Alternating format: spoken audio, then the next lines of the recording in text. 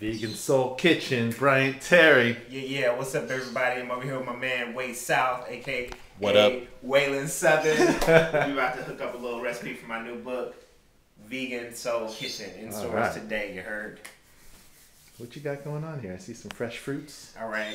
So some liquids. You know, when you asked me about making a recipe, I was thinking about doing a dish that we can cook up. But hey, my book came out today, March 2nd, 2009. So I figured this is a celebration.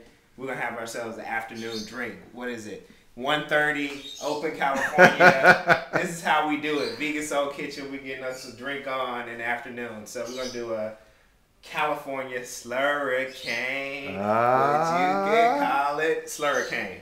That's right. And you know it's California, because why? My man is shoeless. That's right. That's how we do it in the Bay. I mean, this is my crib. This is the laboratory where it all takes place, where the magic, where the creation, the compositions, they all take place here. So, California Slurricane. This is actually a reinvention of a drink that I created in Brooklyn called what did I call it?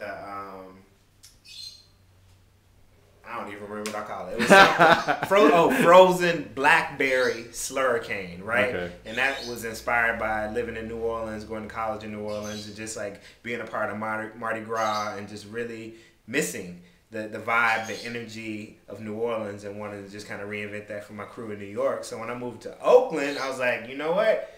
We got to do it again. So a couple Mardi Gras ago, I was like, California Slurricane, doing it for my people in Oakland. So This is what we have. So what gives it a California twist? Slurricane is a traditional drink that's drank during, not just Mardi Gras. If you live in New Orleans and you go down Bourbon Street, people drinking hurricanes all the time. But this one has a California twist. Why?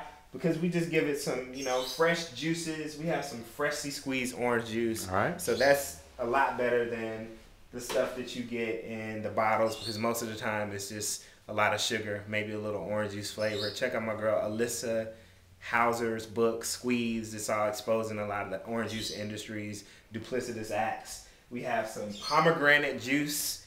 We have blood oranges straight from California. This is how we do it. I didn't know about blood oranges until I came out of California, but wow, ruby red, all good.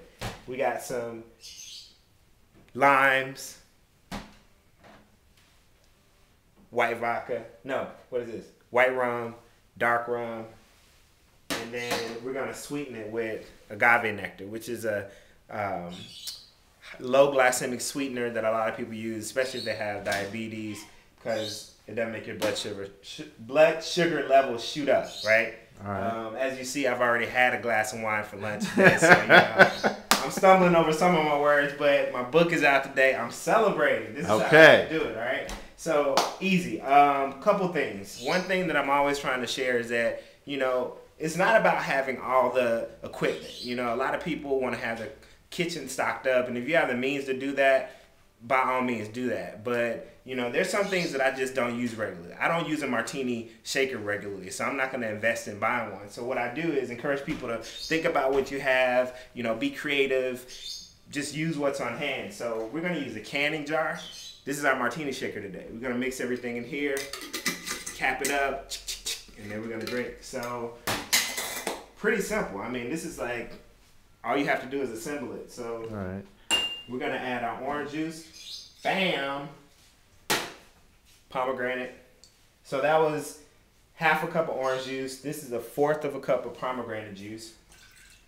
We have half a cup light rum. Half a cup dark rum. 2 tablespoons of agave nectar. And that's the same agave that tequila is made with? Oh yeah. This is the sweetener that's derived from the cactus plant. And it's oh so sweet. And a little bit more healthy than the white refined sugar that a lot of people have. So for the blood oranges, we'll do 1/4 a cup of this. We just want to give it a little color, a little flavor. And I'm going to see if we can use this citrus squeezer. This is a little bit big for it, but that's okay. Now, because these are all fresh ingredients, does it make the drink healthier?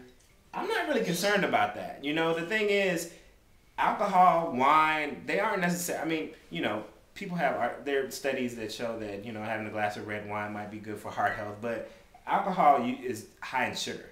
As soon as it hits your bloodstream, it turns into sugar. And, you know, I don't drink often.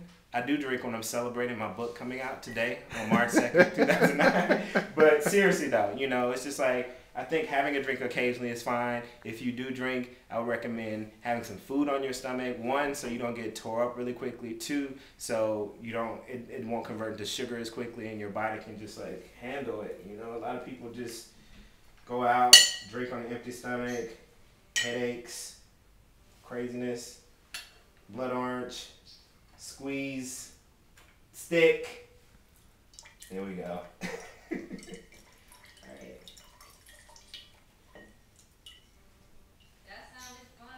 Now, aside from the color, aside from the color, is there anything different between a blood orange and a regular orange? I mean, it has a different flavor. Blood orange tends to be, well, it just depends, you know. Sometimes they might be a little more tart. Sometimes they might be a little sweeter. So, you know, it's like with a lot of fruits. It just depends on if you're getting them in season, if they're being shipped across the globe or across the country, or if you're getting them locally. These are on point, you know. We got these right at the farmer's market, about an hour, well, no, not an hour away, about 10 minutes away, but the farm from which they were harvested is about an hour away from the Bay Area, so it's all good. All right, so the last thing we want to do is we're just going to add some ice to cool it down. We don't want to keep ice in the drink because we want to make sure it's all drink. All drink. You hear that? This is a celebration for real. All drink. You know how we do it way south. So what's the history of this this drink here, the Hurricane? Is this something that folks would drink literally while they were hiding from the hurricane, or? No, man. It's just like, you know how a hurricane like will blow a roof off or have y'all like stumbling in the wind? That's what this drink will do. It'll have you stumbling down Bourbon Street. So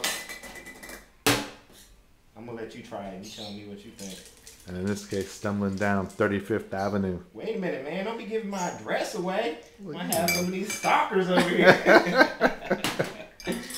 All right. Waist Out. Hard Knock Radio. March 2nd, 2009. We about to drink California Slurricane up in here. Yo, man. All right. Thank you so much. Yeah. Congratulations on the book, Vegan Soul Kitchen. Yes. For folks that want to get a copy, how can they do that? That's good. Get a copy, your local bookseller. You know, I realize a lot of people like to take the more convenient route, go to Amazon.com, go to Barnes & Noble, but I would suggest if you have the means, going to a computer, typing in booksense.org, BOOKSENSE.org. You can put in your zip code. It will locate the closest independent bookseller. So support independent booksellers. We got to keep them alive. You know, they're small business owners, like the backbone of America. We can't have these corporate conglomerates swallowing up all the mom and pop stores. So support the small business owners. Vegan Soul Kitchen, March 2nd, 2009. As you see, we have the jazz Blue Note label influence cover from the designer Miles Reed. Why? Because this is jazz cooking. You know, we look at the origins of jazz, started in New Orleans, which, by the way, is one of the reasons that I want to have Hurricanes a Day, because it's a metaphor for what I'm doing in this book. New Orleans, the origins of jazz, amalgamation of the musical styles, culture, influences of Europe, Africa, Caribbean, the Americas. Same thing with this. Afro-diaspora cooking is what I'm doing in this book. It's African-American, it's African, it's Caribbean, it's European, it's Native American. Rework, remix, restyle, recreate it into something that's deliciously unique, and that's called Vegan Soul Kitchen. You heard? Ah, yeah.